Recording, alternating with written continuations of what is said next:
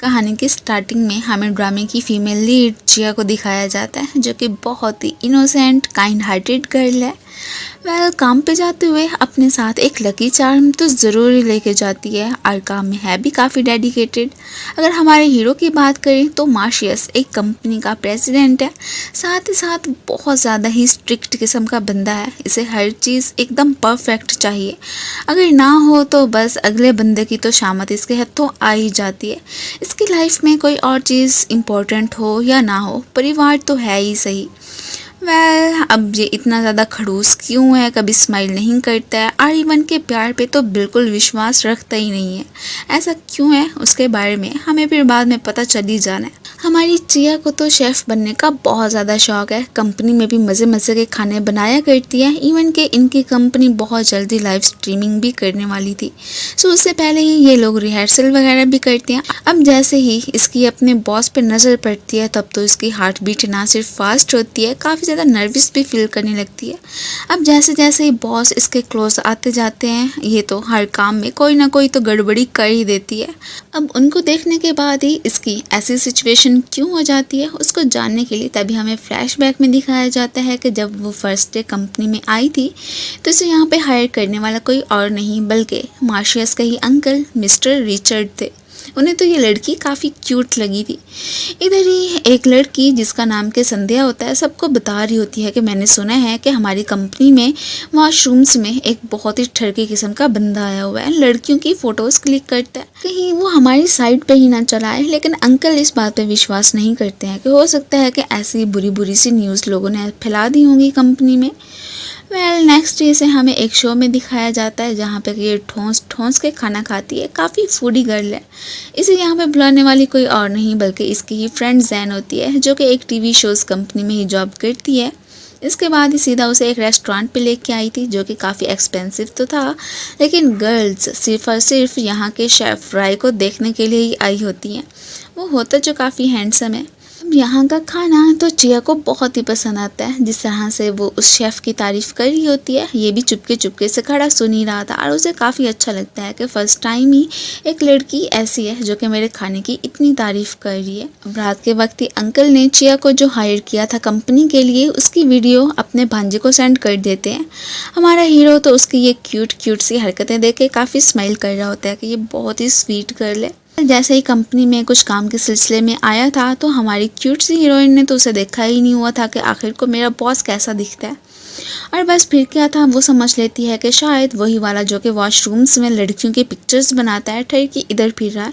उसने security guard को भी बुलवा लिया था। ये अपना काम करके जैसे जा रहा होता है, तो अचानक इसकी नज़र चिया पे पड़ जाती है। वो तो इसे पहचानता था, लेकिन ये तो अपना हथियार उठा के सीधा ही उस पर वार कर देती है, जिसके बाद ही उसके माथे पे तो बहुत ही बुरी तरह से चोट लग गई थी। वो इसके पीछे भागते हैं और अचानक ही चिया फिसल के गिर जाती है। बाद में सिक्योरिटी गार्ड अंकल के थ्रू जैसे इसे मालूम होता है कि यही तो हमारे बॉस हैं, अब तो इसकी शामत आने वाली। ये उनसे बहुत सारे अपोलोजाइज़ करती है कि मुझे माफ़ कर दे, मुझसे गलती हो गई थी, मैंने आपको पहचाना ही नहीं। लेकिन इतनी आसानी से वो माफ़ नहीं करने वाला था। बस यही रीज़न था कि जब भी वो बॉस को अपने आसपास देखती है तो बहुत ज़्यादा नर्वस हो जाती है कि कहीं फिर से बस इनके हाथों में शामत ना आ जाए। यहाँ पे इसके सामने ही बैठ जाते हैं कि ये जो तुम रिहर्सल कर रही हो, आज मैं बैठ के देखूंगा, तुम्हारी जो भी गलतियाँ होंगी वो निकालूंगा।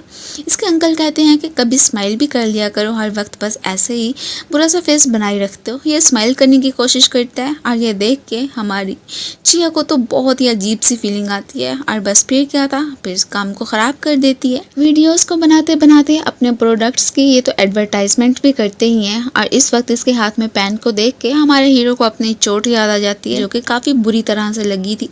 मार्शियस ने अभी भी उसे माफ़ नहीं किया था। अपने क्लाइंट्स को इंटरटेन करने के लिए वो चिया को ही साथ लेके आता है। उन्हें निहारी काफ़ी पसंद थी, लेकिन इस रेस्टोरेंट के उन्हें वो वाला टेस्ट नहीं आता है जो कि एक दफ़ा अपनी वाइफ के साथ आए थे और उन्होंने वो खाई थी। यहीं पे अचानक ही चिया की नज़र अपने एक सीनियर पे पड़ती है, जो कि अपनी गर्लफ्रेंड के साथ आया था। अभी भी उसे उतना ही पसंद करती है जैसे कि पहले करती थी, कि ये तो बहुत ही जेंटल है वगैरह वगैरह। अब जैसे ही वापस मुड़ती है तो एक वेटर से टकरा जाती है और उस वेटर के हाथ में जो खाना था वो सीधा हमारे हीरो के ऊपर लगता है। अब यही कम नहीं था, ये अब फिसल के सीधी उसके ऊपर ही गिर जाती है और इसके हाथ में जो प्लेट थी खाने वाली वो भी सारा का सारा खाना हमारे हीरो पे ही गिर गया था। वो बेचारा तो बस इससे बहुत ज़्यादा तंग आता है कि ये पत्नी मेरी लाइफ में लड़की आ तो आ कहाँ से गई। खैर अपने बॉस को खुश करने के लिए अब मज़े मज़े के खाने भी बनाती है। इवन कि ये भी सोचने लगी थी कि इस तरह से मुझे बहुत सारे पैसे मिलेंगे जब मैं लाइव स्ट्रीमिंग करूँगी और बॉस ज़रूर मुझे ही चूज़ करेंगे, लेकिन वो तो हर वक्त बस इसे डांटता ही रहता है। उसने तो साफ मना कर दिया था कि अभी भी तुम्हें और प्रैक्टिस करने की ज़रूरत है, मैंने तुम्हें चूज़ नहीं किया। ये बेचारी बहुत ही अपसेट होकर जैसे ही जा रही होती है तो अचानक इसका लकी चार्म नीचे गिर जाता है, जो कि इसके बॉस के शूज़ के साथ ही अटक गया था। ये उसे निकालने की कोशिश तो कर रही होती है, लेकिन अचानक ही इनकी लिफ्ट ख़राब हो जाती है। ये तो और ज़्यादा घबरा गई थी कि बस मेरा लकी चार्म यहाँ पे नहीं है ना, तो ये सब उसी वजह से हो रहा है। और अपने बॉस के सर पे काला बादल देख के तो इसे लगता है कि ज़रूर ये बॉस ही मेरे लिए बहुत ज़्यादा अनलकी है। जब भी मेरे पास होते हैं मेरे साथ कुछ ना कुछ तो गड़बड़ी हो ही जाती है। तभी अचानक ही शुक्र है कि इनकी लिफ्ट खोल दी गई थी, सारा काम बिल्कुल ठीक से हो गया था। इधर इसका भाई जिसका नाम के शैनजुन है वो अपने घर पे ही अपनी गर्लफ्रेंड और उसकी बेटी को ही लेके आ गया था और ग्रैंड माँ उसके इस डिसीजन से बिल्कुल खुश नहीं होती हैं कि वो लड़की तुम्हारे लिए बिल्कुल भी ठीक नहीं है। खैर अब ये जैसे तैसे करके अपनी ग्रैंड माँ को मना लेती है और ये भी कहती है कि भाई उससे बहुत ज़्यादा लव करते हैं, क्या है अगर वो हमारे घर में रह लेगी तो। चलो फाइनली अब ग्रैंड माँ ने परमिशन दे ही दी थी और अपनी इतनी ज़्यादा हेल्प करने पर शैनजुन अपनी बहन को बहुत बहुत थैंक यू बोलता है। अपनी शर्ट पे लगे दागों को देख के इस बेचारी को फिर से अपनी पुरानी यादें ही ताज़ा हो गई थी कि जब वो खाना गिरने की वजह से इसकी शर्ट पे दाग लग गए थे, वो अभी तक साफ़ ही नहीं निकले थे और यही कुछ हाल हमारे हीरो को भी था। खैर वो इसे पैसे देता है कि तुम अपने लिए न्यू शर्ट बाय कर लो। जैसे ही वो अपने लिए कुछ ड्रेस बाय करने के लिए आई होती है तो फ्री में उसे कुछ एसेसरीज़ वगैरह भी मिल जाती हैं और ये सारी कुछ तो वो अपनी फ्रेंड जैन से ज़रूर शेयर करती है। अब जैसे ही ड्रेस पहन के बाहर निकलती है तो देखती है कि सामने से बॉस ने बिल्कुल ऐसा सा ही पहना हुआ है। मीन का ये इनका कपल आउटफिट बन गया था और वो इससे भड़कता हुआ चला जाता है कि क्या तुम्हें यही चीज़ पसंद आई थी। यार यहीं पे जाते जाते उसकी नज़र फिर से अपने सीनियर पे पड़ जाती है। उसकी गर्लफ्रेंड तो इसका बहुत मजाक उड़ाने लगी थी कि ना पहले कभी तुम्हारा बॉयफ्रेंड बना था और ना अब ऐसी ही बात है ना। ये कह देती है कि नहीं नहीं ऐसी बात नहीं है। वह अचानक ही इसे अपने बॉस को देख के आइडिया आता है। उसे हनी कहती हुई जैसे उसके पास दौड़ती है तो उसकी शक्ल देखने वाली वो तो फिर इसे रिजेक्ट करता हुआ चला ही गया था कि आखिर तुम खुद को समझती क्या हो। ये तो उनके सामने बहुत ही एम्बेरस फील करने लगी थी। एक्चुअली में इसके हाथ में रेड रिबन बंदा देख के उसकी हालत ख़राब हो गई थी। मीन के हमारे हीरो को रेड कलर से बहुत ज़्यादा नफरत है। वो जहाँ कहीं भी देखता है उसकी कंडीशन काफ़ी ख़राब हो जाती है। कुछ देर ही बाहर स्पेंड करने के बाद जैसे उसकी तबीयत ठीक होती है तो वो वापस आ गया था और इन दोनों की सेम ड्रेसेस को देख के क्लाइंट्स को लग रहा होता है कि जैसे हो ना हो ये दोनों कपल ही हैं। और वो इसकी गर्लफ्रेंड की काफ़ी तारीफ़ भी करते हैं कि वो बहुत ही क्यूट सी है एंड नाइस भी है। इसे उनके पास छोड़ के वहाँ से चले ही गए थे कि हम अपने प्रोजेक्ट की बात बाद में करेंगे। अभी भी इनके साथ कोऑपरेशन करने के लिए वो तैयार ही नहीं हो रहे होते हैं। ये तो इसका बहुत ही बुरा हाल कर देती है। इवन कि उसके ऊपर इसने वॉमिटिंग भी कर दी थी, जिसके बाद ही हमारे हीरो की तो शक्ल देखने वाली होती है। खैर अब नेक्स्ट हमें ये भी दिखाया जाता है कि शेफ़ फ्राई की इन दोनों से ही बहुत अच्छी फ्रेंडशिप हो चुकी थी। ऐसा क्यों था। और इवन कि ये भी कहते हैं कि जो लास्ट टाइम मैंने निहारी बना के तुम्हें दी थी वो क्या सबको पसंद आ गई थी। ये कहती है कि हाँ सबको पसंद आ गई थी। तभी हमें फ्लैशबैक में दिखाया जाता है कि ये जब अपने बॉस से अपॉलोजाइज़ करने आई थी कपड़े ख़राब करने के लिए तो वो यहाँ पे कह देते हैं कि ऐसे माफ़ी से काम नहीं चलेगा, तुम्हें उसके लिए पूरा कंपनसेट करना पड़ेगा। वो जो हमारे न्यू क्लाइंट्स हैं उन्हें जो भी निहारी पसंद है बिल्कुल वैसा सा टेस्ट तुम उनके सामने लेके आओगी। ये बेचारी बहुत ही परेशान हो गई थी। अब उस शेफ़ को ढूंढने के लिए निकल पड़ती है कि वो मुझे सेम वही निहारी बना के देंगे, लेकिन सामने से उसे पता चलता है कि वो तो अभी इधर है ही नहीं और यहीं पे ही हमें शेफ रे को भी दिखाया जाता है जो कि अपनी मॉम की फ्रेंड की बेटी को ही घुमाने के लिए लेके आया था, लेकिन उसका बुरा हाल होता है कि आखिर को तुम मुझे ऐसी जगहों पे क्यों लेके आ सकते हो। और जैसे ही इसकी नज़र इन दोनों पे पड़ती है तो ये समझती है कि शायद शेफ रे अपनी गर्लफ्रेंड को घुमाने के लिए यहाँ पे लेके आए हैं। बातों ही बातों में ये भी जिक्र कर दिया है कि मैं तो एक शेफ़ को ढूंढने के लिए ही आई थी जो कि वो बहुत अच्छे से निहारी बनाते हैं। ये कह देते हैं कि वो तो कोई मुश्किल काम ही नहीं है, वैसे सी मैं तुम्हें बना के दे दूँगा। सो फिर क्या था, फ़ौरन ही दोनों वापस आते हैं और बहुत ही प्यार से वो इसके लिए वही निहारी बनाने लगा था जो कि इसे तो काफ़ी पसंद आती है। मुझे लगता है कि हमारे क्लाइंट्स खुश हो जाएंगे। नेक्स्ट सीन में इसे क्लाइंट्स के पास ही दिखाया जाता है और वाकई में ये क्लाइंट तो यहाँ पे इमोशनल ही हो गया था कि इसका टेस्ट तो बिल्कुल वैसा ही है जैसा कि अपनी वाइफ के साथ ही मैं खाने के लिए आया था। सो वो इनके साथ प्रोजेक्ट पे साइन करने के लिए मान जाता है और ये सुनते ही मार्शियस तो बहुत ज़्यादा खुश हो गया था। So back to the present, इसकी फ्रेंड तो इसके कान खींच लेती है कि तुम मेरे पीछे से इस शेफ़ से मिलने के लिए आई थी और मुझे बताया तक नहीं। आइंदा के बाद जब भी इससे कोई काम होगा हम दोनों साथ में ही आएंगी। जैन शेफ़ रे को पसंद करने लगी थी, इसलिए चाहती थी कि बस कोई ना कोई मुझे बहाना मिल जाए और मैं इससे मिलने के लिए आ भी जाया करूँ। अब इसने फिर से लाइव स्ट्रीमिंग के लिए रिहर्सल करना स्टार्ट कर दी थी। जो भी खाने बनाती है इसके बॉस को तो बिल्कुल पसंद नहीं आते हैं, वो तो रिजेक्ट कर देते हैं कि तुम्हें फिर से कोई नई डिश ट्राई करनी चाहिए। जी हाँ, अपने खड़ूस बॉस को सिर्फ और सिर्फ इसलिए बर्दाश्त कर रही थी क्योंकि उसे पैसे कमाने थे, कहीं और जॉब तो मिल नहीं रही थी। और इवन के इसकी फैमिली पे जो बहुत ज़्यादा कर्ज था उसे चुकाने के लिए इसके डैड भी पार्ट टाइम जॉब्स करते थे। ये चाहती थी कि बस जैसे तैसे हो सके अपनी फैमिली का बर्डन कुछ तो मैं कम करूँ। चैन जून अपनी गर्लफ्रेंड को बहुत ज़्यादा ही पसंद करता है, तभी तो उसने उसकी बेटी को भी बर्दाश्त कर लिया था। वो तो यही चाहता है कि मैं इन्हें कंफर्टेबल लाइफ दे सकूं। जैन तो जिया की बेस्ट फ्रेंड होती है, इवन कि वो तो अक्सर इसके घर में रहने के लिए भी आ जाया करती है। अगर जैन से हो सके तो वो फाइनेंशियली भी इन्हें काफ़ी सपोर्ट भी किया करती है। अब ऑफिस में जैसे अगले दिन इनकी नज़र पड़ती है कि वो एक लड़की से मुस्कुरा के बातें कर रहा है तो ये हैरान होते हैं कि कहीं ये उनकी गर्लफ्रेंड तो नहीं है। वेल ऐसी बात नहीं थी, वो अंकल रिचर्ड की बेटी रिचल थी जो कि इस वक्त अपने कज़न से कोई फेवर मांगने के लिए आई थी। सो ये वहाँ से चले जाते हैं। इसे अपनी पड़ जाती है कि कहीं लाइव स्ट्रीमिंग के लिए बॉस इसी लड़की को ही तो चूज़ नहीं करने वाले हैं, फिर मेरा क्या बनेगा। इसी के साथ ही हमें फ्लैशबैक में दिखाया जाता है कि निहारी बना के लाने पे भी बॉस इससे खुश नहीं हुए थे। उन्होंने कहा था कि चलो मेरे साथ अभी एक और काम निपटाने के लिए भी जाना है। उनके क्लोज आते ही इसकी तो बहुत ज़्यादा हार्ट बीट फास्ट हो गई थी। बाहर आने के बाद ही इसे कहता है कि वो जो सामने शॉप वाले हैं वो बिल्कुल हमारे जैसे ही प्रोडक्ट्स बना के बेचने की कोशिश कर रहे हैं, बस तुमने काउंट करना है कि दिन में उन्होंने कितनी सारी सेल्स वगैरह की हैं। अचानक जैसे इसकी नज़र खाने वाले स्टॉल पे पड़ती है तो इसका बड़ा दिल करता है वो खाने के लिए। ये उसे एक्सक्यूज़ करके जाने लगा था कि मुझे एक काम है, मैं वो करके आता हूँ। तभी उस शॉपकीपर की नज़र इस पे पड़ गई थी कि तुम यहाँ पे क्या कर रही हो, क्या हम पे नज़र रखी हुई है। ये बेचारी दुम के भाग जाती है, लेकिन अचानक इसके पाँव पे चोट लग गई थी। एक गाड़ी के सहारे आके बैठ जाती है। तभी ऊपर से हमारा हीरो भी आ चुका था कि तुम्हें क्या हुआ है, यहाँ पे क्यों बैठी हुई हो। जैसे ही नोट करता है कि इसके पाँव पे चोट लगी है, फ़ौरन इसे गाड़ी में बिठाने के बाद ही इसकी चोट पे मसाज करने लगा था। ये सब कुछ देखते हुए जिया को बहुत ही अच्छा लगता है। वह वो जो खाना इसके लिए लाया था इसे दे देता है। ये देखते हुए वो बहुत ही ज़्यादा खुश हो गई थी कि thank you boss. Back to the present, अब यही सोच रही होती है कि तब तो वो खुश हो गए थे ना मुझसे, फिर क्यों चाहते हैं कि मेरी जगह पे किसी और को ही लाइव स्ट्रीमिंग के लिए रख लें। रिचल ने अपना सब्जेक्ट चेंज कर लिया था, इवन कि स्कूल भी, क्योंकि वो सिर्फ और सिर्फ फाइन आर्ट्स की ही तालीम हासिल करना चाहती थी। और ये जैसे ही अपने कज़न को बताती है तो वो हैरान के डैड को अगर पता चल गया ना तो इस तरह से पता है ना तुम्हारी कितनी इंसल्ट हो सकती है। वो कहती है कि कोई बात नहीं है, आप है ना सारा मामला संभाल लेंगे ना, और वैसे भी उन्हें इस चीज़ की खबर होनी ही नहीं चाहिए।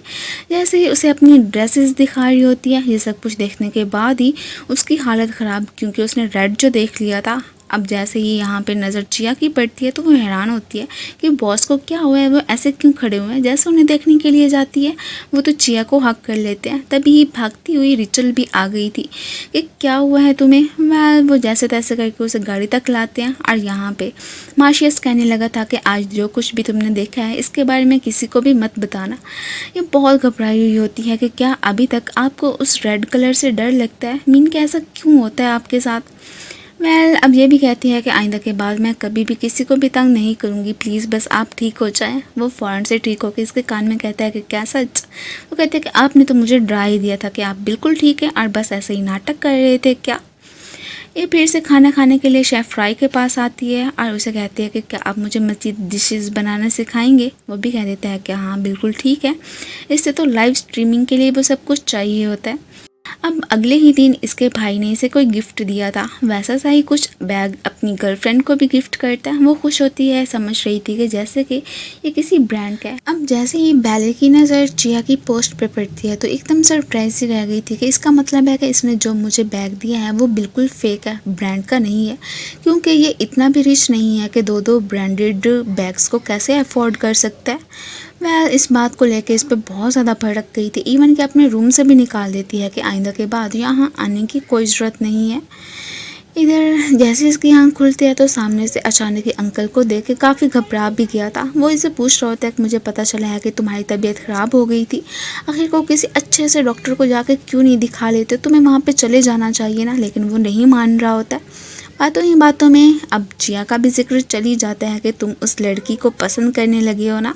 ये मना कर देता है। इनकी ये वाली सारी बातें तो रिचल भी खड़ी सुन रही थी। उसे अच्छा नहीं लगता है कि मेरा भाई किसी और लड़की को क्या पसंद करने लग गया। फिर इसी के साथ ही हमें फ्लैशबैक में भी दिखाया जाता है कि कैसे जब उसके पाँव पे चोट लगी थी तो वो इसे घर छोड़ने के लिए आया था। इसी बीच ही उसने देख लिया था कि उसके पापा कौन है। अब जैसे ही उसने अपने असिस्टेंट को ऑर्डर दिया था कि मुझे चिया की जो भी इंफॉर्मेशन है वो सब की सब निकाल के अभी के अभी दिखाओ। अब जैसे ही उसने उसकी इन्फॉर्मेशन दे दी थी तो ये सब देखते हुए उसे याद आता है कि ओह स्कूल लाइफ में जो नन्ही सी लड़की मुझे मिली थी वो कोई और नहीं बल्कि चिया ही थी। ये उसका चाइल्डहुड क्रश होती है। ये तो अभी अभी उसे न्यूज़ मिली थी। खैर फ़ौरन से ही अगले ही दिन वो उसके लिए कुछ खाना ही लेके जाने ही लगता है, लेकिन देखता है कि वो तो अपनी ग्रैंडमा से फ़ोन पे बात कर रही है। अब इसके खड़ूस बॉस के बारे में ग्रैंडमा को भी मालूम था। वो चिया से कह रही होती हैं कि अपने उस बॉस से जितना हो सकता है दूर रहा करो, और वैसे भी वो तुम्हारे लिए बहुत ज़्यादा अनलकी है। ये सारी बातें सुन के मार्शियस को बिल्कुल अच्छा नहीं लगता। जैसे ही नोट करता है कि ये सीढ़ियों पे जाके कोई काम करने वाली है, इसके पीछे आके आवाज़ देता है तो वो घबरा के इसके ऊपर ही गिर जाती है और कोई बॉक्स लगने की वजह से इसे चोट भी लग गई थी। वो फ़ौरन से इसके लिए मेडिसिन लेके आता है, लेकिन उसके सर पे मंडराता हुआ काला बादल तो इसने देख ही लिया था। अब उसे लगता है कि कुछ ना कुछ तो गड़बड़ी होने ही वाली है, और जैसे इसके सर पे मेडिसिन लगाने की कोशिश करता है वो निकलती नहीं है। और बस फिर क्या था, उसे चेक करने के चक्कर में इस बेचारी की आंखों में ही वो स्प्रे चला जाता है। अब चोरी चोरी तो इसने उसकी पोस्ट्स को भी देखना स्टार्ट कर दिया था, जिसमें कि हर बार ही वो किसी काले बादल का जिक्र कर रही होती है। और ये वाली वो फ़ोटोज़ होती हैं कि जब इसको चोट लगी थी और उस वक्त सिर्फ़ और सिर्फ हमारा हीरो ही उसके पास होता है। तो ये सब कुछ देखते हुए समझ आ जाती है कि इसका मतलब है वो काला बादल किसी और को नहीं मुझे बोल रही है। क्या मैं उसके लिए इतना ज़्यादा अनलकी हूँ?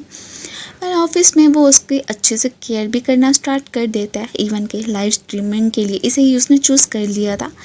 ये सब कुछ देखते हुए शिया तो बहुत ज़्यादा खुश हो जाती है और उसे थैंक यू बोलने लगी थी। ये बस इतना ही कहता है कि अपना काम अच्छे से करना।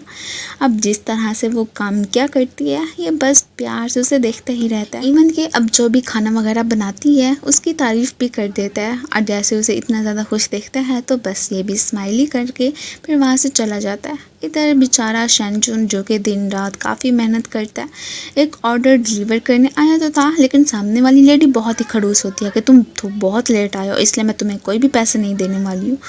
ये उससे आर्ग्यू करके जाने लगा था तो उसके गले में कुछ अटक जाता है। ये इसको निकालने में उसकी हेल्प तो कर देता है, लेकिन इसी दौरान ही उसका खाना इसके शूज़ पे गिर गया था। वो अब गुस्सा करती है कि मुझे हर हाल में इस ब्रांडेड शूज़ को ख़राब करने के बदले में तुमसे पैसे चाहिए। इसने चिया को हेल्प के लिए बुलाया था, लेकिन वहाँ पे आज जैन जाती है। ये अब उसे सारी सिचुएशन का बता देता है, लेकिन वो कहने लगी थी कि इतने अगर ब्रांडेड शूज़ थे तो उसने बाहर क्यों रखे हुए थे, तो साफ साफ पता चल रहा है कि वो तुमसे झूठ बोल रही है।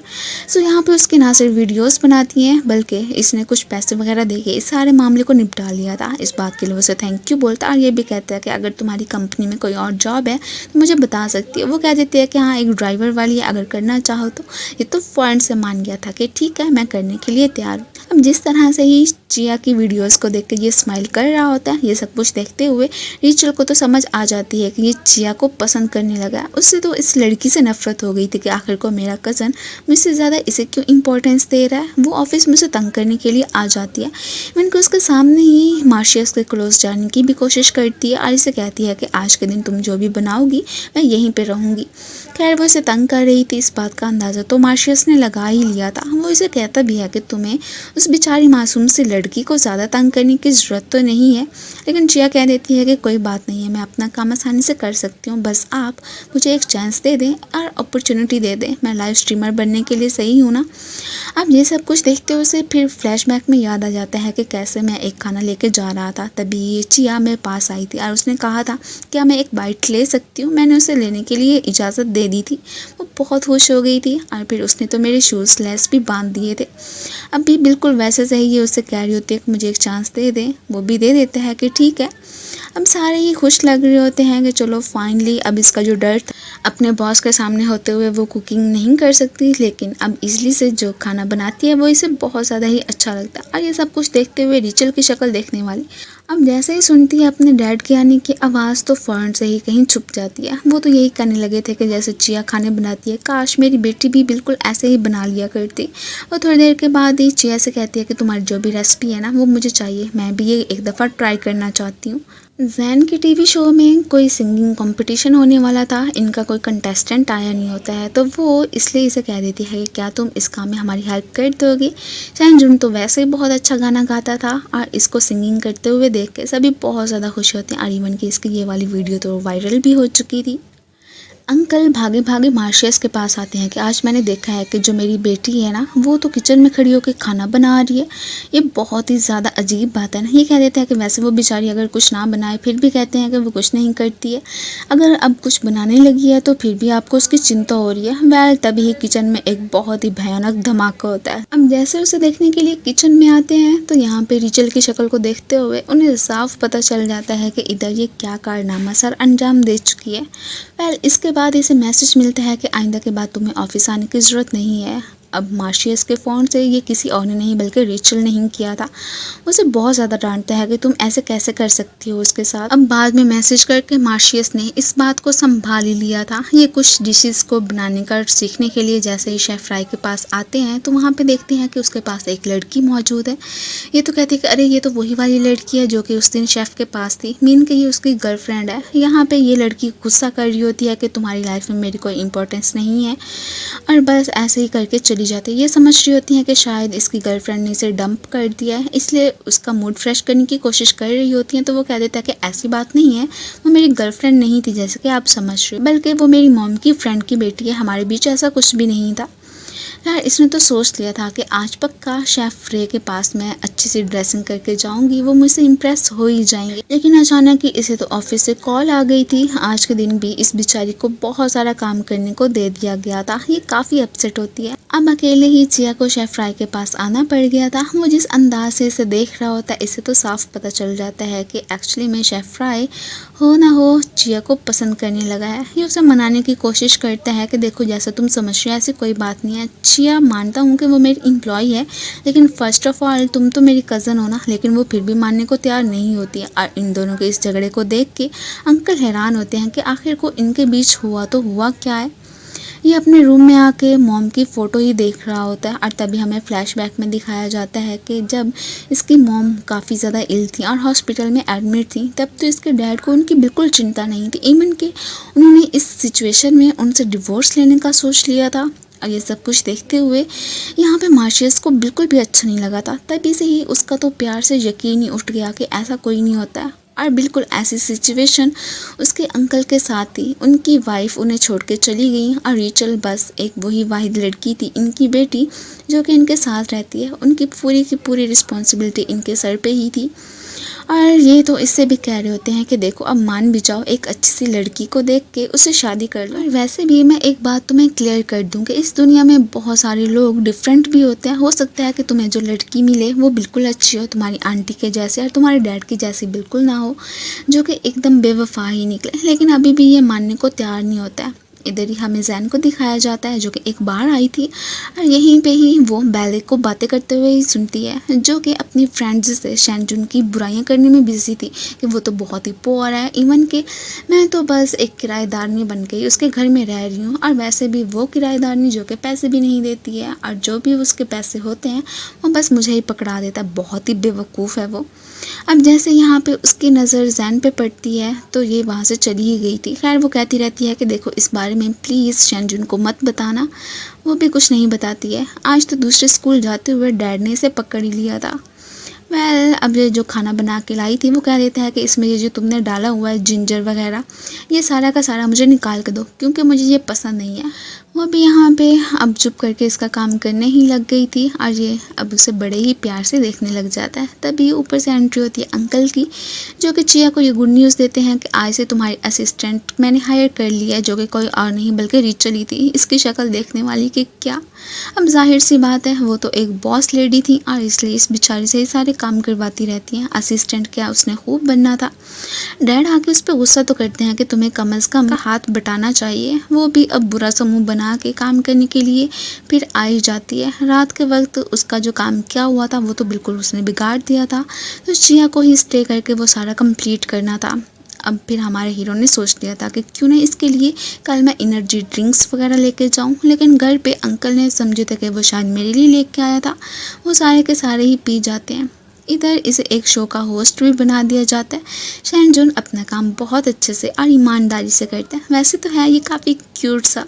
रिचल ने जो ड्रेस तैयार की थी वो तो बिल्कुल बर्बाद होकर ही रह जाती है। उन्हें समझ नहीं आ रही होती है कि अब हम इसका क्या हाल निकालें। तभी चिया कह देती है कि मैं हूँ ना आप लोगों की हेल्प करने के लिए, मुझे ग्रैंडमा ने सिखा दिया था कि ये सिलाई वगैरह कैसे करते हैं, लेकिन हाँ इसके बदले में मेरा एक काम है जो कि चिया तुम्हें करना पड़ेगा। वो काम ये होता है कि जैसे ये उसकी ड्रेस बना के लाती है तो वो हर काम में इसकी हेल्प कर दिया करती है। और ये सब कुछ देखते हुए अंकल और मार्शिया से हैरान थे कि आखिर को चिया ने इसे अपने साथ काम करने के लिए मना कैसे लिया। अब जब वो इसके खाने में से अनियन वगैरह निकाल रही होती है, जिस तरह से ये प्यार से उसे देख रहा होता है, ये बात अंकल ने नोट कर ली थी। अब दोनों कंफर्म हो चुका था कि हो ना हो चिया से इसे लव हो चुका है, लेकिन बस ये मान नहीं रहा है।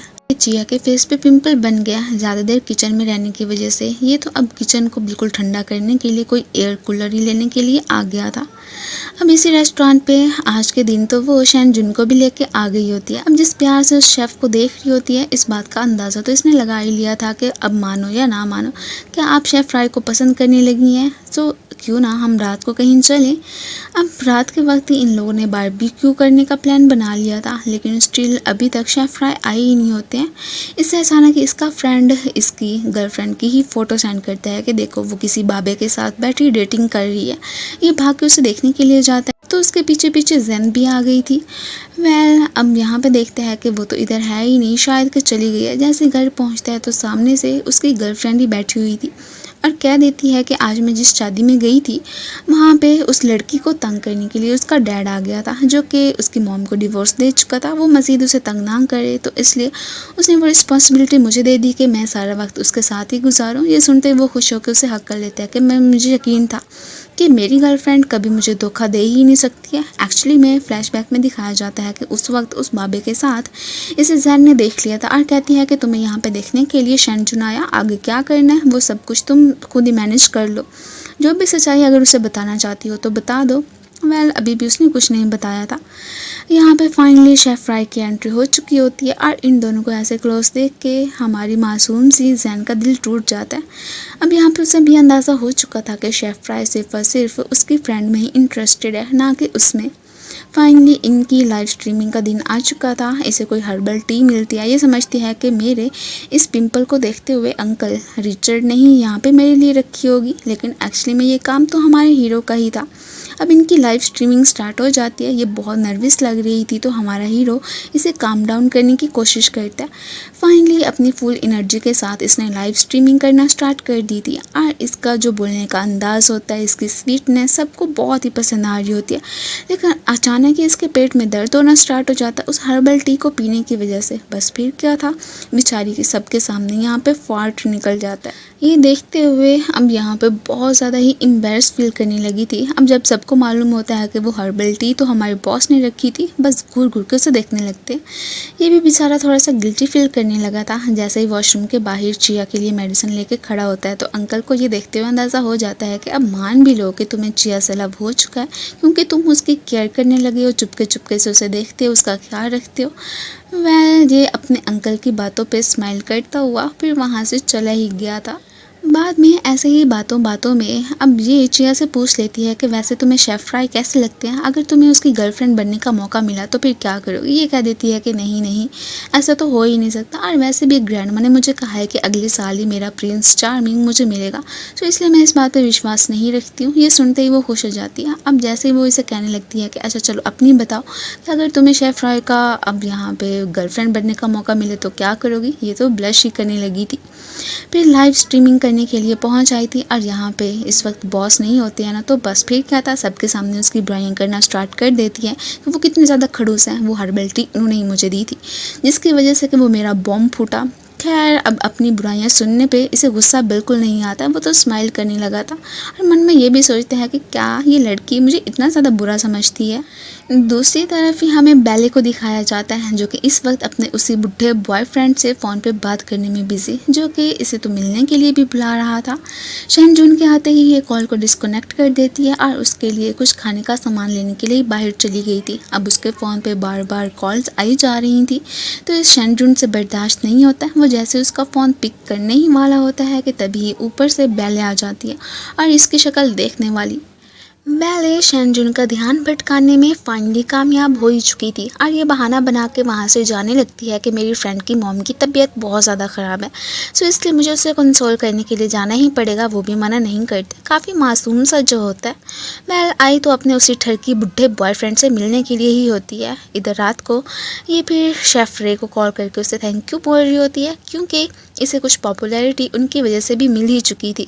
अब जिस तरह से शेफ रे चिया का ख्याल रख रहा होता है उस सब के बारे में तो रिचल भी जानती ही होती है, और वो मार्शियस को सारी बात का बता रही होती है कि आप, मुझे लग रहा है कि लाइफ में अकेले ही पड़ जाएंगे, आखिर को उसे बता क्यों नहीं देते हैं कि आप उसे पसंद करते हैं।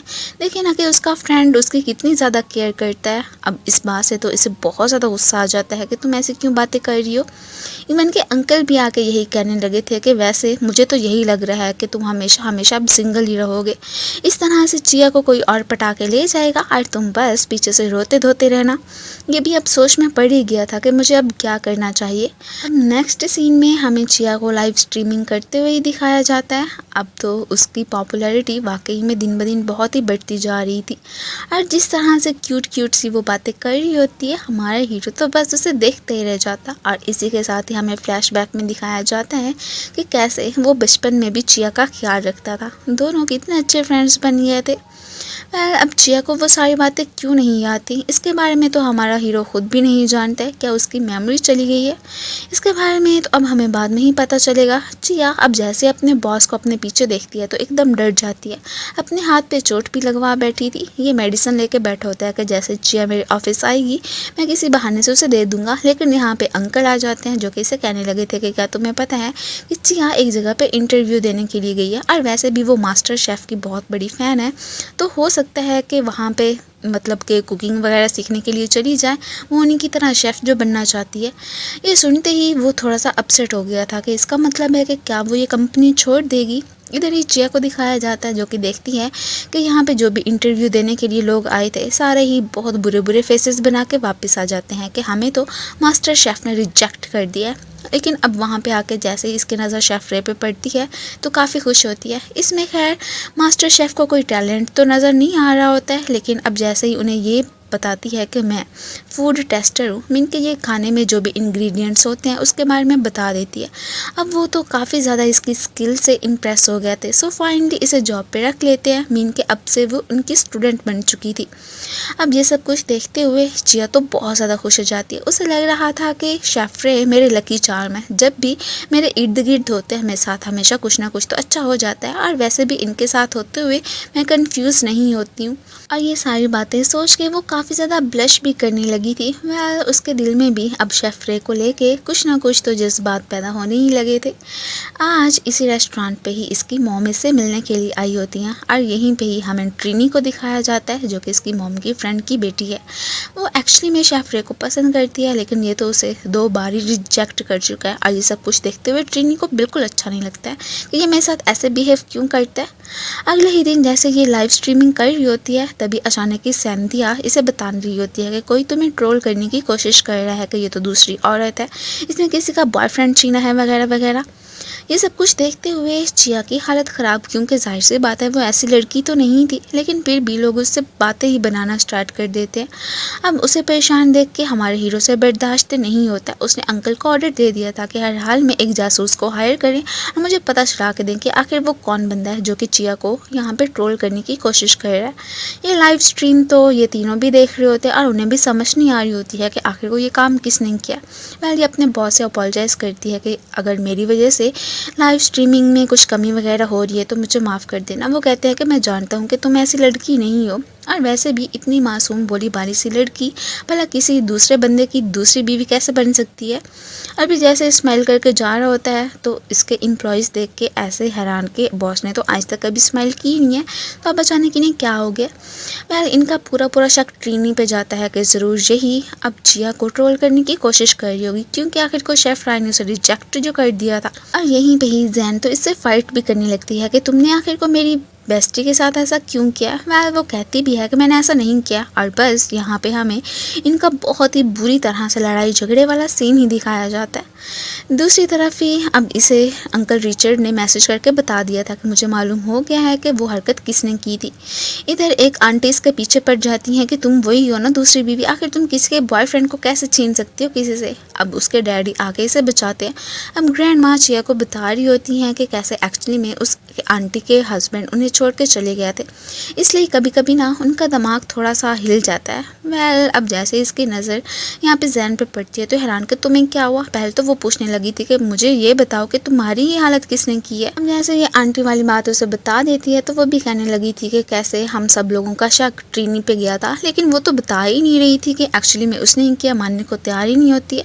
अब हमारे पास कोई एविडेंस नहीं है तो हम क्या ही कर सकते हैं। इधर ही अब हमें मार्शियस को दिखाया जाता है जो कि इतने दिनों के बाद अपने घर पे ही आ गया था, और यहीं पे हमें फ्लैशबैक में दिखाया जाता है कि मॉम की डेथ के बाद कैसे डैड उसके सर पे स्टेप मॉम और उसके स्टेप ब्रदर को ही लेके आ चुके थे। यहाँ पे उसका स्टेप ब्रदर गॉर्डन तो बहुत ही बुरा होता है, इस बेचारी की सारी चीज़ों को ख़राब कर दिया करता है, और इवन के बस इसी बात पे गुस्सा हो के इसने तो एक दिन गॉर्डन की पिटाई भी लगा दी थी, और वो मासूम बनते हुए मॉम डैड से इसकी शिकायत लगा देता है, जिसकी वजह से कि इसे डैड से अच्छी खासी डांट भी सुननी पड़ गई थी। अभी भी उसकी मुलाकात गॉर्डन से हो जाती है और वो यहाँ पे इस पर बहुत ज़्यादा भड़क भी गया था कि तुमने ही चिया के साथ वो सब किया है ना, देखो बाज आ जाओ, वरना फिर तुम जानते हो ना कि मैं क्या कर सकता हूँ। चिया के लिए भी इसे बुरा लग रहा था, इसलिए उसके लिए खाना लेके जैसे उसके घर पे पहुंचता है तो ग्रैंडमा के थ्रू से पता चलता है कि वो तो ऑफिस चली गई है। अब उसके हैंड पे लगी चोट को देखते हुए पूछने लगा था कि आखिर को ये तुम्हारी चोट कैसे लगी है। मीन कि वो जो इसे लेके इतनी ज़्यादा केयर कर रहा था, हमें तो साफ ही पता चल रहा होता है कि वो इसे कितना ज़्यादा लव करता है, बस कभी भी उससे शो करवा ही नहीं पा रहा है। अब फिर से चिया ने लाइव स्ट्रीमिंग करना स्टार्ट कर दी थी। यहाँ पे उसे लगता है कि ज़रूर वो वाला बंदा जिसने कि उस दिन मुझे ट्रोल किया था आके मुझसे माफ़ी मांगेगा, लेकिन नहीं, अभी भी कोई फ़ायदा नहीं होता है। और इवन के और भी बहुत सारे कमेंट्स आ रहे थे और इस बेचारी को बहुत ही ज़्यादा क्रिटिसाइज़ किया जाता है कि तुम जितनी शक्ल से मासूम लगती हो उतनी हो नहीं वगैरह वगैरह। ये सब कुछ देखते हुए अब मार्शियस को अच्छा नहीं लगता है। उसने अब अपने भाई को ही सबक सिखाने का डिसाइड कर लिया था। सीधा ही अपने डैड की कंपनी पहुंचता है कि मुझे अभी के अभी उनसे मिलना है। यहीं पे ही अपने भाई को वीडियो कॉल मिलाता है और अपने मोबाइल की स्क्रीन ऑन करके किसी जगह पे फिक्स कर दी थी और उसके सामने ही डैड से बात करने की कोशिश करने लगता है। ये सब कुछ तो अब गॉर्डन की मॉम भी देख रही होती हैं और वो अपने बेटे पे बहुत ज़्यादा गुस्सा कर जाती हैं कि आखिर को तुमने मार्शियस के साथ क्या किया है। वैसे भी कभी आज तक उसने तुम्हें तंग नहीं किया, लेकिन देखो तुम हर वक्त बस उसे किसी ना किसी तरह से टीज़ करते रहते हो। अगर तुम्हारी शिकायत उसने डैड को लगा दी तो फिर तुम्हें पता है ना कि हमें प्रॉपर्टी में से कुछ नहीं मिलेगा, इवन कि वो हमें घर से भी निकाल देंगे। ये अब फ़ौरन से ही मार्शियस से कह देता है कि ठीक है मैं अपनी माफ़ी मांगने के लिए तैयार हूँ, बस अपने डैड को कुछ मत बताना। अब नेक्स्ट जैसे ही ऑफिस पहुंचते हैं तो तब तक सारा मामला ठीक हो चुका था। यहाँ पे चिया बहुत खुश लग रही होती है कि शुक्र है कि उस बंदे ने आके मुझसे माफ़ी मांग ली और इस तरह से अब मुझे कोई भी हेट नहीं कर रहा है। अब अंकल को तो साफ पता चल गया था कि ये सारा किया धरा मार्शियस तुम्हारा ही है ना, और तुमने चिया की खातिर ये किया। यहाँ पे वो साफ मुकर जाता है कि नहीं अंकल, मैंने चिया की खातिर क्यों ऐसा करना था, और वैसे भी कंपनी की रेपुटेशन को बचाने के लिए किया है। वो तो हमारी कंपनी में ही काम करती है ना। लेकिन हमें तो साफ पता चल रहा होता है कि उसने कंपनी की खातिर नहीं बल्कि चिया के लिए ही किया था। रात को ही अपने फ्रेंड्स के साथ मिलकर सेलिब्रेट भी करती है।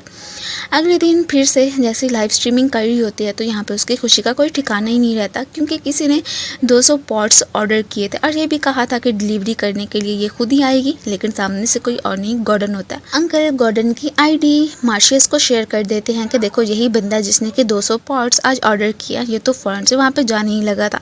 इसे जिससे बदतमीजी कर रहा होता है कि ऊपर से मार्शियस की एंट्री हो जाती है। वेल जो उसके पीछे छुप गई थी, ये उसे लेकर जैसे ही वहाँ से जा रहा होता है तो इसकी नज़र ही मशरूम हर्ब पे पड़ती है, जिसकी कि शेफ फ्राई को कब से तलाश थी। ये वो लेना चाहती थी, लेकिन गॉर्डन तो साफ देने से मना कर देता है। और ये वाली बात तो हमारा हीरो भी नोट कर चुका था। अब जैसे ही वापस पहुंचती है तो यहाँ पे अपनी फ्रेंड को सारी बात ही बताने लगी थी कि मुझे पता था कि हमारा बॉस काफ़ी रिच है, लेकिन इतना ज़्यादा रिच मैं नहीं जानती थी कि एक वो अपनी कंपनी भी चलाता है, ऊपर से उसके डैड की भी बहुत बड़ी कंपनी, काफ़ी रईस फैमिली से बिलोंग करता है।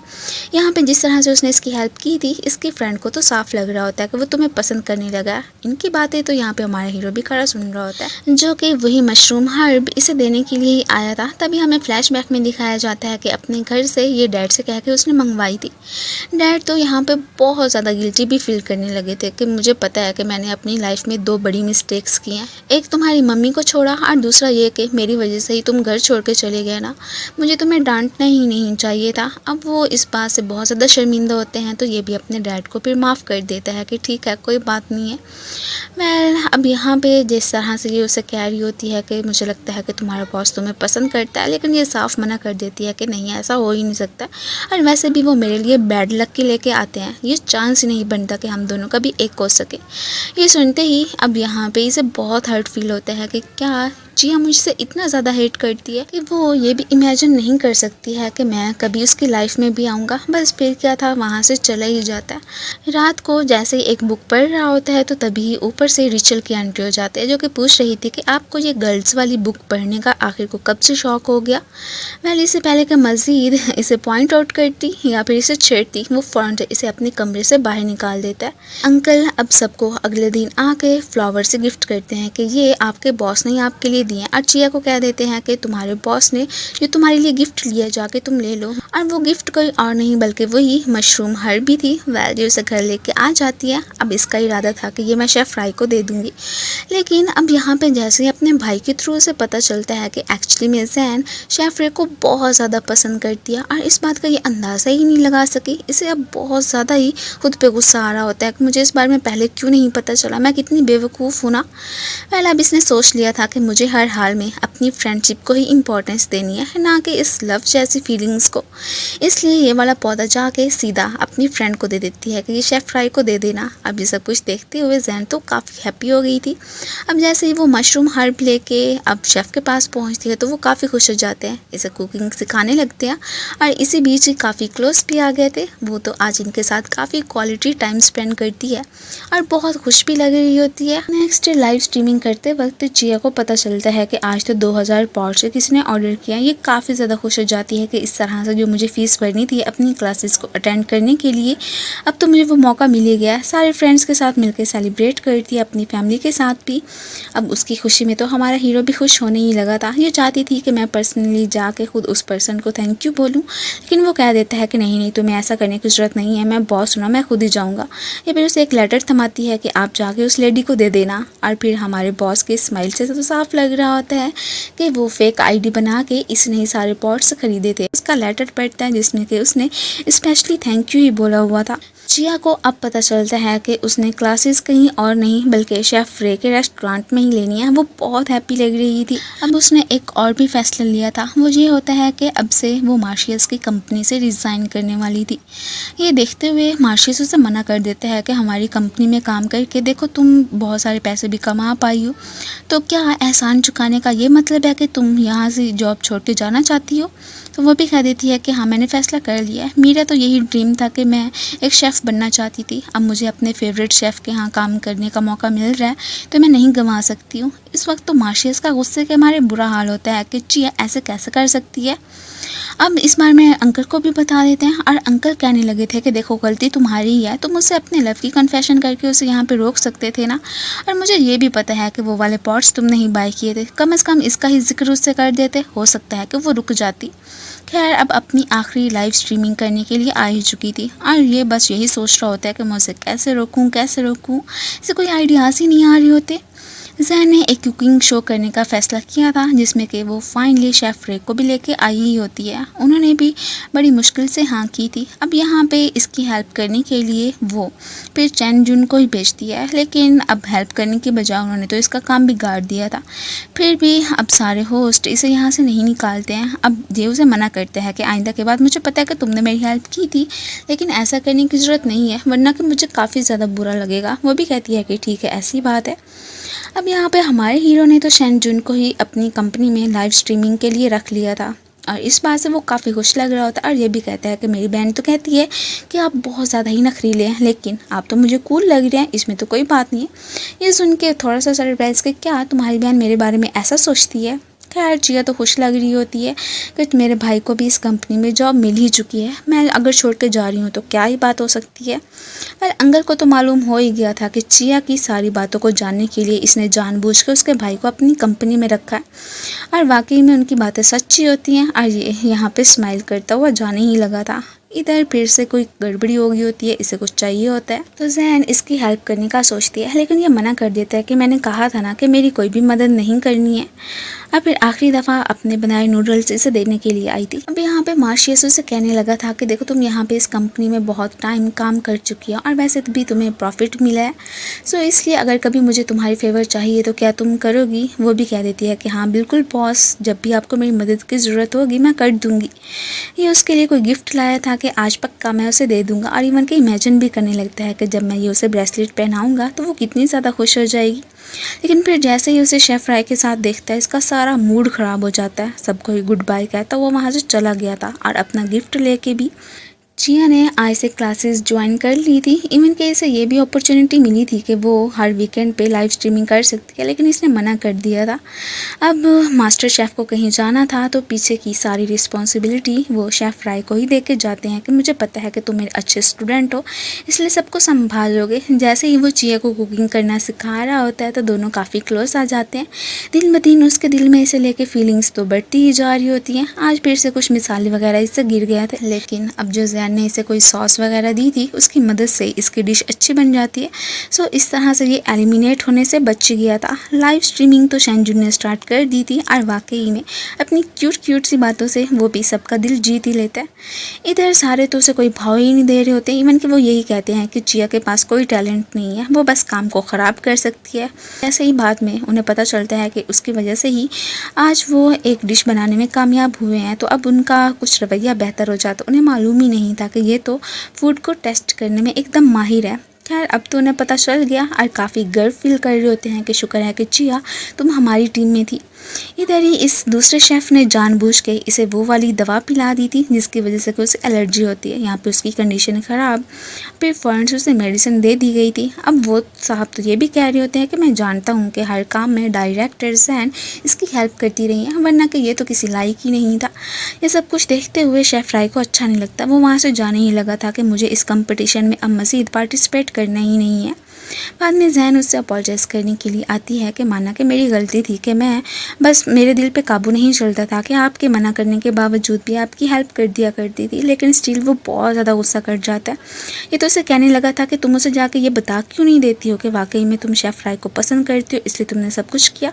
सो फाइनली आज के दिन उसे अपने लव की कन्फेशन करने के लिए आ ही चुकी थी, लेकिन वो तो इसे रिजेक्ट कर देता है, ये कह के हम दोनों का तो जोड़ कभी बन ही नहीं सकता है, हम दोनों बस अलग अलग वर्ल्ड से ही हैं। ये सब कुछ देखते हुए इसे बहुत ही बुरा लगा था। अब इसके पीछे पीछे शैनजुन भी आ ही जाता है। कभी एक दफ़ा इसने उसकी फेवर कर दी थी, तो इसलिए अब की बार उसका मूड फ्रेश करने में ये भी फुल कामयाब हो ही चुका था। रात को दोनों मिलकर काफ़ी ज़्यादा ड्रिंक करते हैं और चीख चीख के बोल के ये तो अपने दिल की भड़ास भी निकालती है। इसे तो बहुत ज़्यादा गुस्सा आई जा रहा था कि आखिर को शेफ रे मुझे ऐसे कैसे रिजेक्ट कर सकते हैं। अब काफ़ी ज़्यादा ड्रिंक करने के बाद रात तो इन्होंने इधर साथ में ही गुजार दी थी। अगले दिन उसे कह देती है कि इस बारे में किसी को भी मत बताना। वो भी कह देते हैं कि ठीक है, नहीं बताऊंगा।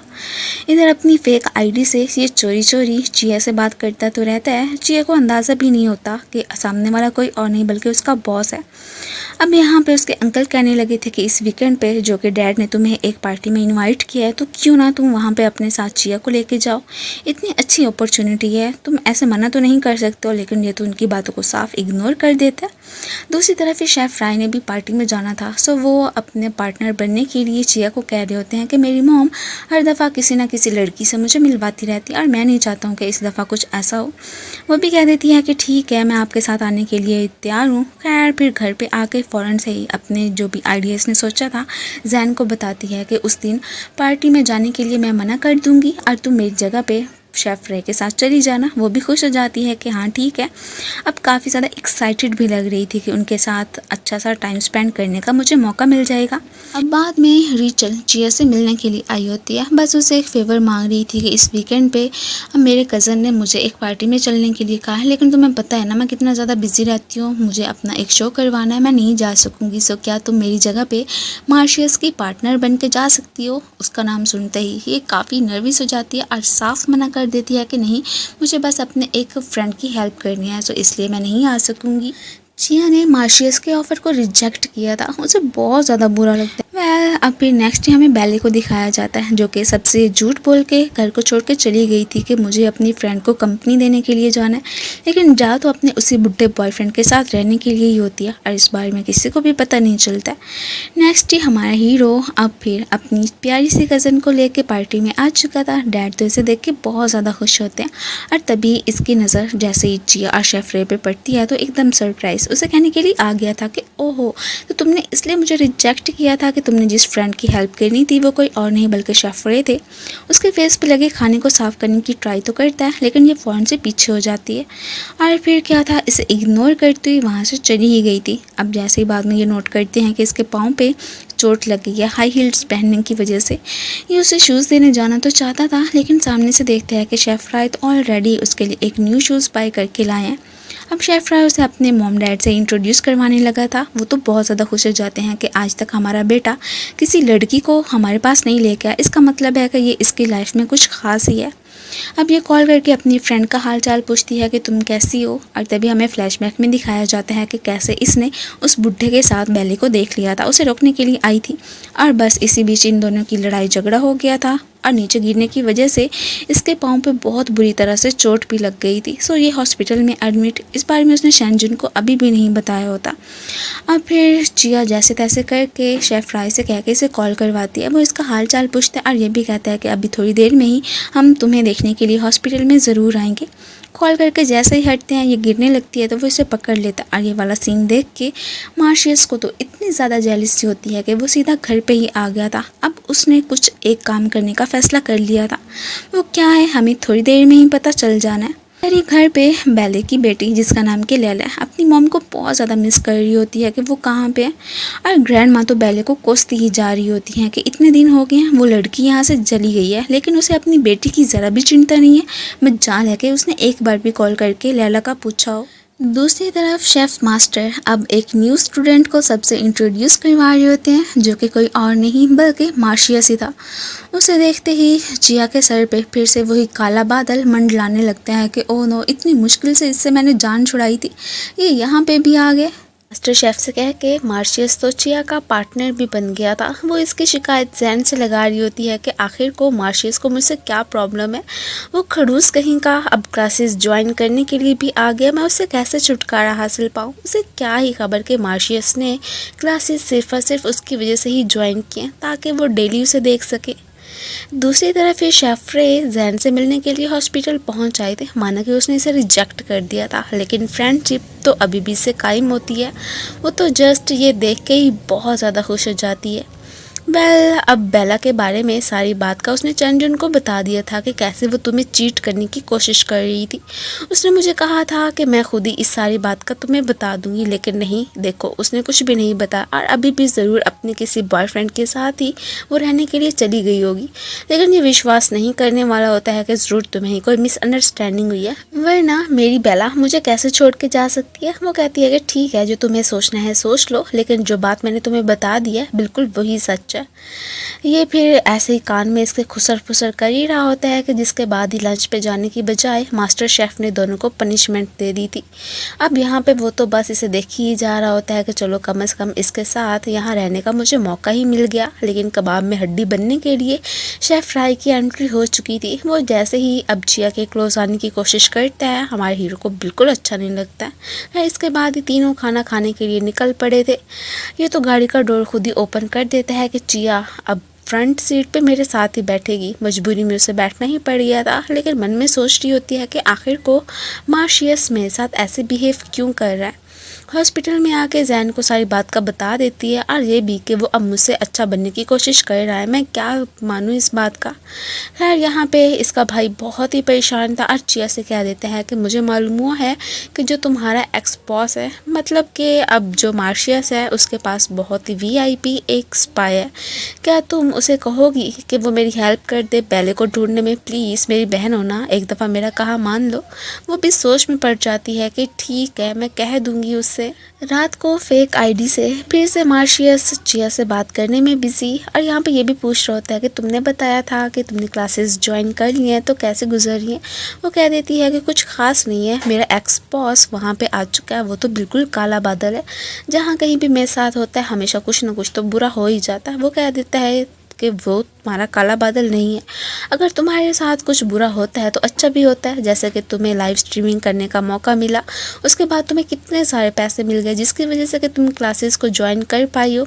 ये तो अब सोच में पड़ जाती है कि हाँ वाकई में ऐसी बात तो है ही सही। अब इसने सोच लिया था कि आइंदा के बाद मैं मार्शियस के साथ ऐसे बिहेव नहीं करूँगी, उससे नहीं डरूँगी।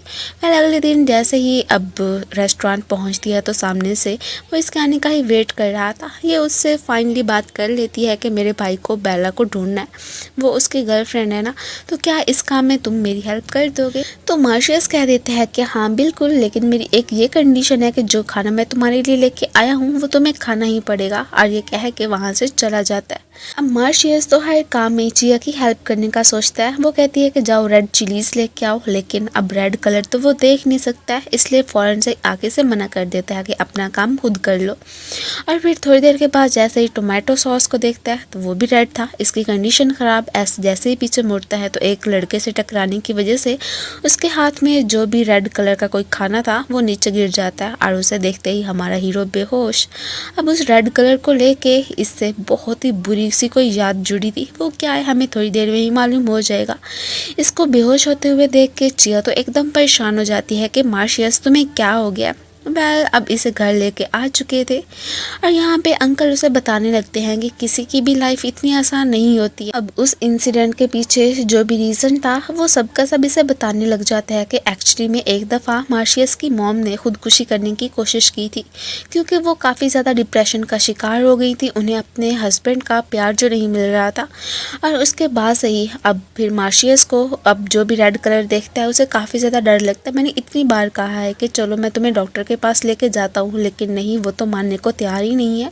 सिर्फ यही नहीं है, वो ऊपर से ही बस बहुत ज़्यादा खड़ूस और नखरीला बनने की कोशिश करता है, लेकिन मन का बहुत ही ज़्यादा सॉफ्ट है। उसे भी प्यार पे अभी भी विश्वास नहीं है, क्योंकि उसके डैड ने आखिर को उसकी मॉम को चीट जो किया था उसके सर पे उसकी स्टेप मॉम को और उसके स्टेप ब्रदर को ही लेके आ गई थी। इसके साथ हमें फ्लैशबैक में दिखाया जाता है कि कैसे डैड उसे समझा रहे होते हैं कि हम एक फैमिली बन के रह सकते हैं। इवन कि इसका फेवरेट फूड भी लेके आए थे। आज ये सारा कुछ खड़ा गॉर्डन देख रहा होता और उसे बिल्कुल भी अच्छा नहीं लगता। जेलिसी होती है कि आखिर को डैड मुझसे ज़्यादा लव इसे कैसे दे सकते हैं। वेल कुछ लड़कों को मिला के तब उसने मार्शियस को बहुत ज़्यादा ही बुली किया था। मारपीट करने के बाद वहाँ से चले गए थे। तभी अंकल रिचर्ड अपने भांजे के बुलाने पे फ़ौरन से आ गए थे और इसके डैड को खूब सारा डांट भी दिया था कि क्या आप अपने बेटे का ज़्यादा ख्याल नहीं रख सकते हैं, आखिर को खुद को समझते हैं क्या। ठीक है, अगर आप इसकी रिस्पॉन्सिबिलिटी अब नहीं लेना चाहते हैं तो मैं ही इसे अपने साथ लेके चला जाता हूँ। ये सुनते ही डैड मना करने लगे थे कि मेरा बेटा तो मुझे छोड़ के कभी जाएगा ही नहीं, लेकिन उसने अंकल रिचर्ड के साथ ही जाने का फैसला कर लिया था। ये सारी बातें बताते बताते अब ना सिर्फ वो बल्कि यहाँ पे चिया भी इमोशनल हो जाती है। उसे नहीं मालूम था कि अपने बचपन में मार्शियस ने इतना टफ टाइम गुजारा है। वो अब उसके लिए बहुत ही बुरा महसूस कर रही होती है कि मुझे शुरू दिन से इसे डरना ही नहीं चाहिए था। वाकई में ये जितना ऊपर से इतना ज़्यादा टफ नज़र आता है इतना है नहीं है। वेल यहाँ पे अंकल कह देते हैं कि देखो अब से मुझे उम्मीद है कि चिया तुमसे अच्छा बर्ताव करेगी। ये कहता है कि ऐसा क्या हो गया। अब ये चिया को भी सारी बात का बताने लगा था कि मुझे रेड कलर से डर लगता है और उस दिन भी तुमने रेड रिबन बांधा हुआ था, इस वजह से तुम्हारे फ्रेंड्स के सामने मैं तुम्हारी मदद नहीं कर पाया था। वो कह देती है कि कोई बात नहीं है। अब तो इससे बहुत अच्छे से बात करने लगी थी। नेक्स्ट डे रेड रिबन बांध के आ भी जाती है कि एक दफ़ा इसकी तरफ देखने की कोशिश तो करो, लेकिन स्टिल वो ऐसा नहीं कर पाता। इसका हाथ पकड़ लेता है, लेकिन जैसे ही प्यार से इसे देख रहा था। ये वाला सीन तो शेफ फ्राई देख लेते हैं। अब उन्हें मालूम हो चुका था कि होराओ मार्शियस चिया को पसंद करता है। वेल अब ये उसे कह रही होती है कि देखो एक दफ़ा तो डॉक्टर के पास जाके तुम्हें दिखाना चाहिए। बचपन में मैं भी डॉक्टर के पास नहीं जाया करती थी। मेरे भाई ने फिर मुझे कहा था कि अगर तुम ऐसे नहीं करोगी तो फिर अब मैं किसको हमेशा हमेशा के लिए इतना प्रोटेक्ट कर पाऊँगा। उसके लिए तो तुम्हें बिल्कुल ठीक होना पड़ेगा। और वैसे भी उन्होंने मुझे ये भी कहा था कि एक दफ़ा जब मैं गिर गई थी, मेरे पाँव की हड्डी टूटने से बची थी, तब उन्होंने मुझे ना सिर्फ एक स्टोरी सुनाई थी बल्कि मुझे उठा के भी वहाँ से लेके गए थे। तभी मैंने उनका कहा मान लिया था और वो मेडिसिन ले ली थी। ये सुनते ही अब मार्शियस एकदम सरप्राइज रह जाता है कि तब तो वो वाली स्टोरी जिया को मैंने ही सुनाई थी। इवन के तब इसको प्रोटेक्ट करने वाला मैं ही था, तो इसके भाई ने ये क्यों झूठ बोला कि उस वक्त वो इसके सामने मौजूद था। खैर इस वक्त ही इसे हॉस्पिटल जाना था तो वो इसे लेती हुई वहाँ से चली जाती है और शेफ फ्राई तो बस पीछे से बुरा सा फेस बना के इन्हें देखने लगता है।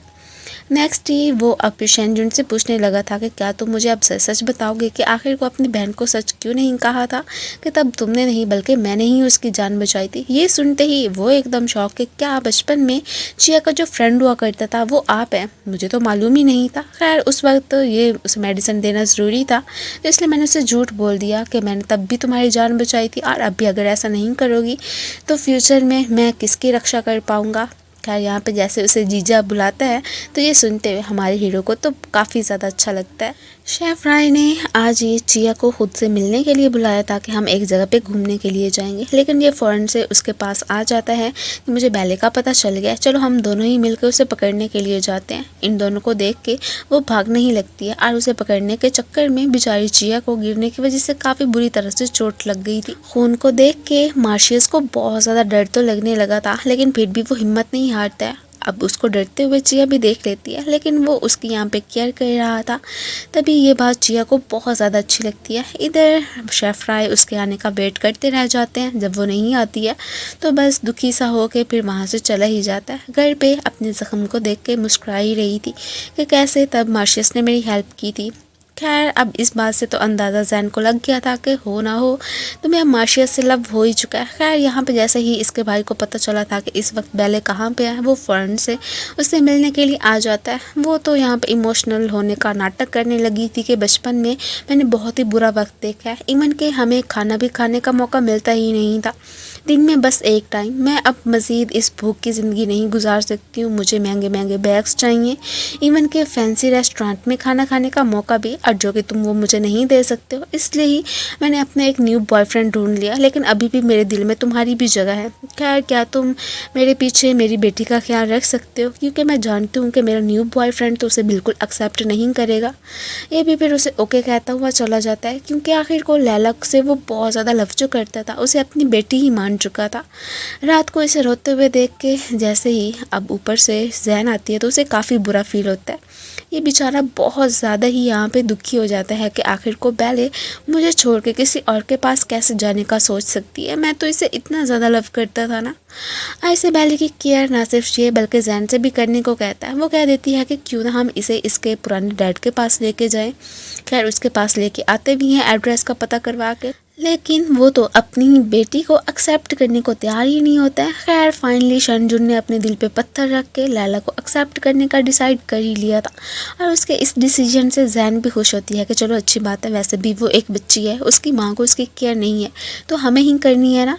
अब फाइनली शनजुन को एक बहुत ही अच्छी सी जॉब मिल चुकी थी। रात को खाना खाने का डिसाइड करते हैं और ये तो अपने घर पे शेफ़ रे को भी इन्वाइट कर लेती है। इधर ही जैसे ही अब मार्शियस को पता चला था कि डिनर पार्टी करने का शनजुन सोच रहा है तो इसे भी इनवाइट कर लेते हैं कि बॉस अगर आप चाहते हैं मेरे घर में आना तो आ सकते हैं, और वैसे भी गिफ्ट वगैरह लाना बिल्कुल मत भूलिएगा। ग्रैंड माँ से ये कह के लैला को अपने घर में ये ठहराने में कामयाब हो गया था कि लैला मेरा लकी चार्म है, अगर ये यहाँ से चली गई तो फिर मेरा क्या बनेगा। और वैसे भी देखिए मुझे इतनी अच्छी जॉब भी मिल चुकी है, वो भी मान जाती हैं कि ठीक है। अब जैसे ही मार्शियस बहुत सारे गिफ्ट्स लेके घर पे आता है तो सामने से शेफ़ राय को देख के हैरान। ग्रैंडमा को तो अब मार्शियस का आना बिल्कुल भी अच्छा नहीं लगता है, क्योंकि वो तो जानती थी ना कि ये मेरी पोती का एक्स बॉस है और वो हमेशा उसके लिए बैड लक की लेके आता था। लेकिन हाँ शेफ़ राय से मिलकर वो काफ़ी हैप्पी लग रही होती हैं कि मेरी पोती के लिए बिल्कुल यही सूटेबल है। और यहाँ पे डैड तो अब मार्शियस की तारीफ़ें किए जा रहे होते हैं। अब इन दोनों का तो इधर टक्कर का मुकाबला ही होने वाला होता है। दोनों ही अब जिया बेचारी की प्लेट में खाना डाल देते हैं कि ये हमारे वाला खाएगी, तभी इस वक्त जैन उसकी हेल्प कर देती है। यहाँ पे लैला इसे चिया के रूम में लेके आ जाती है कि आप वही खड़ूस बॉस है ना जिसका कि आंटी चिया जिक्र करती रहती हैं। अचानक ही इसकी नज़र उस स्टोरी बुक पे भी पड़ गई थी जो कि बचपन में इसने उसे सुनाई थी, और ये काफ़ी खुश लग रहा होता है कि इसका मतलब है कि उसने स्टोरी संभाल के रखी हुई है। मीन के ज़रूर उसके दिल में कहीं ना कहीं मैं याद तो हूँगा। अब जैसे ही खाना खाने के बाद ये वापस आता है तो अंकल पूछने लगे थे कि तुम्हारा दिन कैसा गुजरा। ये तो फिर बिना कोई जवाब दिए हुए वहाँ से चला ही जाता है। अब इसका कोई काम नहीं बनने वाला था। सो नेक्स्ट रिचल ने चिया को मिलने के लिए बुलाया था और तभी ऊपर से इसने मार्शियस को भी बुला लिया होता है कि ये मॉडल है और तुमने बिल्कुल इसी का ही ड्रेस तैयार करना है अब मेरे फैशन शो के लिए। वो जैसे इसका माप लेने की कोशिश करती है तो इसी दौरान ही दोनों काफ़ी क्लोज भी आ गए थे। इनकी हार्ट बीट फास्ट हो जाती है और अचानक ही रिचल ने दोनों की फ़ोटोज़ क्लिक करके अपने ही किसी ग्रुप में सेंड कर दी थी। और अगले दिन ये सब कुछ देखते हुए सबको लग रहा होता है कि जैसे कि मार्शियस और चिया के बीच में कुछ ना कुछ तो चल रहा है। और यहाँ पे इसी बात को लेकर शेफ़ राय भी बहुत ही अपसेट दिख रहे होते हैं। इधर दिन ब दिन इसके दिल में जैन को लेके फीलिंग्स डेवलप होने लगी थी और दोनों काफ़ी क्लोज भी आते ही जा रहे होते हैं। इस बात का अंदाज़ा तो जैन ने भी लगा ही लिया था। अब नेक्स्ट इसने एक बहुत ही अच्छा सा गिफ्ट चिया को देने का सोच लिया था। इधर शेफ़ फ्राई जो कि उसका फेवरेट फूड होता है वो भी बना देता है। अब जैसे ये उसे गिफ्ट देने के लिए आ जाता है तभी ऊपर से शेफ़ फ्राई की भी एंट्री हो जाती है कि ये सिर्फ और सिर्फ तुम अकेले में ही खाओगी। लेकिन यहाँ पे ये मजबूरी हो जाती है कि मार्शियस कहता है कि क्या मैं ये टेस्ट कर सकता हूँ। वो तो फंस के ही रह गई थी कि अब मैं क्या करूँ। उसे कुछ नहीं सूझता है तो फ़ौरन से ही एक्सक्यूज़ करती हुई वहाँ से भाग जाती है। रात को चिया के भाई ने उसे बता दिया था कि बचपन में मैंने तुम्हारी हेल्प नहीं की थी बल्कि वो कोई और लड़का था जिसने कि तुम्हें बचाया था। फिर यहाँ पे ये भी कह रहा होता है कि अगर तुम दो आदमियों के बीच में फंस गई हो तो बस उसे ही चूज़ करना जिसके साथ रहते हुए तुम्हें बहुत ज़्यादा खुशी होती है। इस तरह से इसने चिया का काम तो आसान ही कर दिया था। ग्रैंड माँ ने शेफ़ राय को बुलाया था अपने साथ शॉपिंग करने के लिए। एक आदमी ने उसके ऊपर छींक कर दी थी और बस उसी वजह से इसे बहुत ज़्यादा फ्लू हो जाता है और इवन के इसका टेस्ट तो ख़राब ही होकर रह गया था। इस बात का इसे अंदाज़ा नहीं होता है, लेकिन यहाँ पे उसने मार्शियस को पनिशमेंट दे दी थी कि तुमने अपना खाना बिल्कुल भी अच्छा नहीं बनाया। मार्शियस अब रेस्टोरेंट पे सफाइयाँ वगैरह ही करता रह गया था और ये लोग जैसे इधर खाना खाने के लिए आते हैं तो यहाँ पे इसे अब मालूम हो ही जाता है कि एक्चुअली में मैं अपना टेस्ट खो चुका हूँ। कंपनी में बहुत बड़ी गड़बड़ी हो चुकी थी। एक लड़के ने आके वावेला मचा दिया होता है कि यहाँ के प्रोडक्ट्स तो बिल्कुल भी ठीक नहीं है, इनका इस्तेमाल हम करते रहे हैं जिसकी वजह से कि मेरी मॉम को कैंसर हो गया। अब जैसे ही हमारा हीरो यहाँ पे ये तमाशा खड़ा करने से रोकने के लिए आता है तो ये उसी पे ही अटैक कर देते हैं। फिर से रेड कलर को देख के इसकी हालत ख़राब। इधर ही शेफ़ मास्टर ने सबको कह दिया था कि मैं कुछ दिनों के लिए ज़रूरी काम से जा रहा हूँ, तो इसलिए आज से क्लासेस बंद हैं। और शेफ़ रे की तबीयत भी ठीक नहीं है, वो अपने वैसे भी किसी काम में मसरूफ़ हैं, तो इसलिए आप लोगों को अब से छुट्टियाँ ही हैं। अब रात को मास्टर शेफ़ ने आके फिर जिया को सारी बात का बता दिया था। और यहाँ पे शेफ़ रे की कंडीशन को देखते हुए इसे बहुत बुरा फील होता है कि कैसे अब इनका टेस्ट चला गया। एक शेफ़ के लिए तो टेस्ट बहुत ज़्यादा इम्पोर्टेंट होता है ना, तो उन पे दिल पे क्या बीत रही होगी। खैर अब ये समझ रही थी कि शायद मेरी वजह से इनकी ये हालत हुई है, क्योंकि उस आदमी ने इसके ऊपर छींक जो दिया था और वो हमारे साथ ही शॉपिंग करने के लिए आए थे, सो इसने उसके साथ ही वक्त बिताने का डिसाइड कर लिया था। बाकी अब मार्शियस की कंपनी में क्या हाल गुजर रहे थे इसके बारे में उसे कुछ भी मालूम नहीं होता है। इधर ही अब जैन का तो शेंजू ने बहुत अच्छे से ख्याल रखना स्टार्ट कर दिया था और चोरी चोरी उसे देखता भी रहता है, मीन के वो उसे पसंद करने लगा है। रात को अब मार्शियस ने इसे जो भी टॉयज़ दिए थे ये उनसे ही बात करके अपने दिल का बोझ हल्का किया करती है। घर पे अंकल की हालत ख़राब कि ऐसे कैसे हो सकता है, हमारी कंपनी अब इतनी बुरी कंडीशन से गुजर रही है। मार्शियस कहते हैं कि कोई बात नहीं है अंकल, हम मिलके ही इसका कोई ना कोई सोल्यूशन तो ढूंढेंगे ही सही।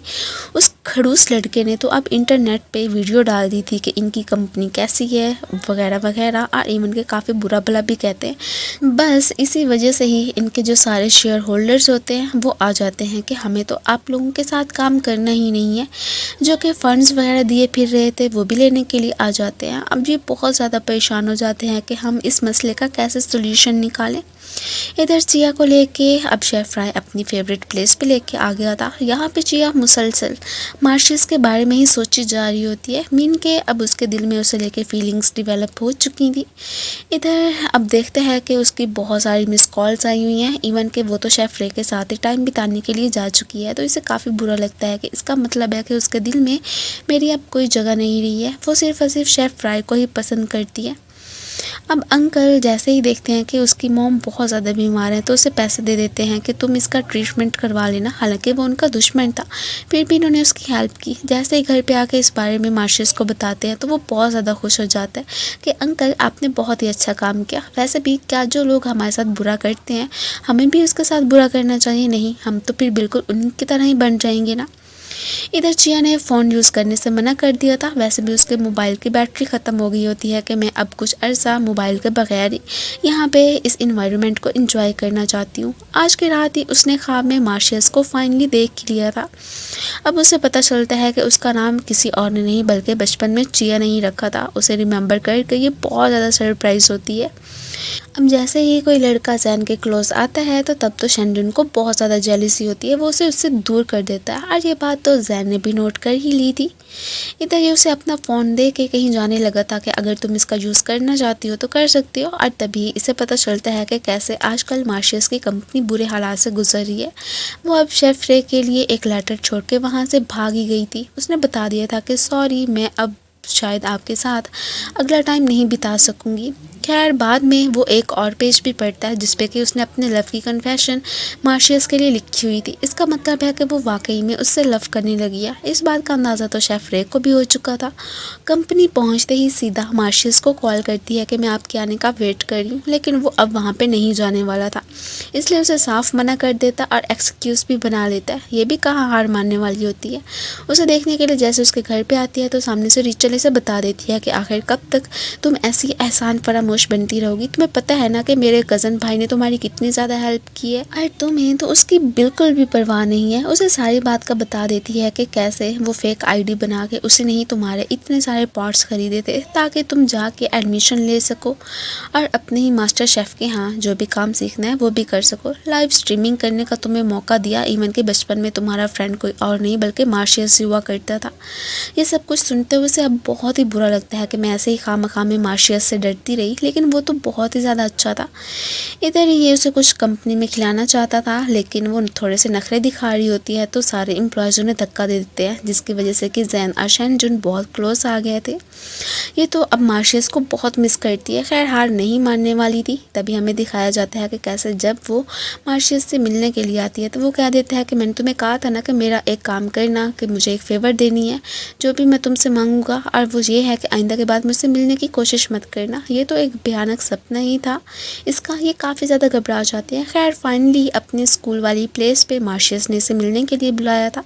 ये अब उसे बता देती है कि मुझे अब याद आ गया है कि बचपन में जो मेरा फ्रेंड हुआ करता था वो कोई और नहीं बल्कि आप ही थे। खैर मैं तो भूल गई थी क्योंकि बचपन की यादें थी, और ये भी तब मुझे भाई ने कहा था कि मैंने ही तुम्हारी मदद की थी, तो इसलिए मुझे कुछ याद नहीं रहा था। वो तो इसके साथ बहुत ही हैप्पी लग रहा होता है। दोनों यहाँ पे क्वालिटी टाइम स्पेंड करते हैं, अपनी फेवरेट आइसक्रीम खाने के लिए भी जाते हैं। इसके फेस पे लगी आइसक्रीम को पहले तो वो साफ़ करने की कोशिश करता है, लेकिन साथ में टिश्यू भी दे देता है। अभी भी जो गिफ्ट उसके लिए उसने ख़रीद के रखा था उसे नहीं देता है। जिया तो घर पे आके बहुत ज़्यादा खुश लग रही थी कि मैंने तब मार्शियस के साथ काफ़ी अच्छा टाइम स्पेंड किया था। डेटिंग के हवाले से जैन जो से टिप्स दे रही होती है, शन जुन ने भी वही सुननी थी। वो इसके साथ वही तरीका अपनाने की कोशिश करता है। दोनों काफ़ी क्लोज आ तो चुके थे, लेकिन अचानक से बेले की कॉल आ जाती है। वो तो खुद इससे मिलने के लिए भी आ गई थी कि मैं माफ़ी मांगती हूँ। असल में यहाँ पर इनसे झूठ बोलती है कि मेरे जो हस्बैंड थे ना, मतलब जो मेरा बॉयफ्रेंड बन चुका था, उसने मुझे अपने घर से निकाल दिया। प्लीज़ मुझे ये भी एहसास हो गया कि मैं तुमसे बहुत ज़्यादा लव करती हूँ, क्या मैं दोबारा से तुम्हारे साथ रहने के लिए आ सकती हूँ। ये सब कुछ देखते हुए जैन को अच्छा नहीं लगता है और वो वहाँ से चली ही गई थी। ग्रैंड माँ घर में बेल को देख के बहुत ज़्यादा ही भड़क जाती हैं कि तुम अब मुँह काला करवा के आ गई हो, अपनी बेटी का तो तुम्हें ज़रा भी ख्याल नहीं है। खैर जैसे तैसे करके शैनजुन उन्हें काम डाउन करने की कोशिश करने लगा था। इवन कि वो तो इसे हमदर्दी के लिए लेके आया होता है कि जब इसकी ये चोटें वगैरह ठीक हो जाएंगी फिर ये यहाँ से चली जाएगी। खैर अब वो उसे रो धो के दिखाने की कोशिश तो करती है, लेकिन उसकी ये बातों का इस पे अब कोई असर नहीं होने वाला था। जिया भी अब इसे इग्नोर करना स्टार्ट कर देती है। शैनजुन बाद में इसे बता रहा होता है कि अब मेरे दिल में बेले को लेके कोई फीलिंग्स नहीं रही हैं, अब मैं सिर्फ और सिर्फ किसी और लड़की को ही पसंद करता हूँ। ये सब कुछ तो बेले भी चुपके चुपके से सुन रही होती है। जिया ने मार्शियस की कंपनी को ज्वाइन कर लिया था। इवन कि वो तो ये भी कहती है कि मैं लाइव स्ट्रीमिंग करने के लिए बिल्कुल तैयार हूँ। हमारी कंपनी की जो भी रेपुटेशन ख़राब हुई है, मुझे उम्मीद है कि वो सब ठीक हो जाएगी। एक लेडी आके अब शिया से बदतमीज़ी करने लग जाती है। वो समझ रही थी कि यहाँ की बॉस लेडी हैं, लेकिन तभी मार्शियस आके उसे इनके हाथों से बचाता है। इधर तो काफ़ी ज़्यादा लड़ाई झगड़ा होना स्टार्ट हो गया था। इसी बीच ही चिया को फिर से चोट लग जाती है। वो एक बैंडेज लगाने के साथ साथ इसे कहने लगा था कि आइंदा के बाद तुम्हें वाकई में कंपनी को ज्वाइन करने की ज़रूरत नहीं है, वरना तुम्हें पता है ना कि क्या बुरा हाल हो सकता है। यहाँ पे अब मामलात पहले जैसे बिल्कुल भी नहीं रहे हैं। क्या ये नेक्स्ट शेफ फ्राई से मिलने के लिए आ गई थी। वो इसका वहाँ पे छोड़ा हुआ लेटर ही दे रहा था। अब उससे माफ़ी भी मांगती है कि मेरे दिल में आपको लेके फीलिंग्स डेवलप नहीं हुई हैं, मैं सिर्फ और सिर्फ मार्शियस को ही पसंद करती हूँ। वो कह देता है कि कोई बात नहीं, हम दोनों फ्रेंड्स तो हैं ही सही। शैनजुन जैन के लिए खाना लेके आया था, लेकिन इससे पहले के दोनों काफ़ी क्लोज आते इन्हें पता चलता है कि बेले तो सारे स्टाफ को ट्रीट देने में बिजी होती है कि आप लोगों ने मेरे हस्बैंड का बहुत ही पीछे से अच्छा सा ख्याल रखा है। ये सब कुछ देखते हुए जैन चली जाती है कि इसका मतलब है कि अभी तक इसने इस लड़की को अपने घर से बाहर निकाला ही नहीं है। जिया ने फिर से इसे मैसेज करके अपने घर पे आने के लिए कहा था कि डैड तुम्हारे साथ चेस खेलना चाहते हैं। सो नेक्स्ट ये वहाँ पे आ भी जाता है। ग्रैंड माँ का सलूक तो अभी भी इससे वैसा का वैसा ही होता है। इवन कि वो उन्हें बातें करते हुए भी सुन ही लेता है कि एक्चुअली में ग्रैंड माँ को लग रहा था कि बस ये तो हमारी पोती के लिए बिल्कुल भी सूटेबल लड़का है ही नहीं। इवन के दोनों के माँ के साथ बहुत ही बुरा हुआ था, कहीं फ्यूचर में इनके बच्चों के साथ भी कुछ ऐसा ना हो। और वैसे भी हमेशा ही इसकी वजह से ही हमारी पोती को काफ़ी चोटें लगती रहती है, तो मैं नहीं चाहती हूँ कि ये दोनों कभी भी एक हो। इनकी कंपनी पे फिर से कुछ लोगों ने धावा बोल दिया था। बेचारी जिया ज़ख्मी हो जाती है। रात को अब इसने फाइनली अब पक्का फ़ैसला कर लिया था कि मुझे हर हाल में चिया से दूर ही रहना है। सो उससे मिलने के लिए बुलाता है। बस जिस बात का डर था वही होता है। उसे कहने लगा था कि मैंने तुम्हें कहा था ना कि जब मुझे कभी तुम्हारी एक फेवर चाहिए तो कर दोगी। वो यही है कि आइंदा के बाद मुझसे दूर ही रहना, मुझसे मिलने की कोशिश मत करना। ये कह के रोता हुआ वहाँ से जाने ही लगा था।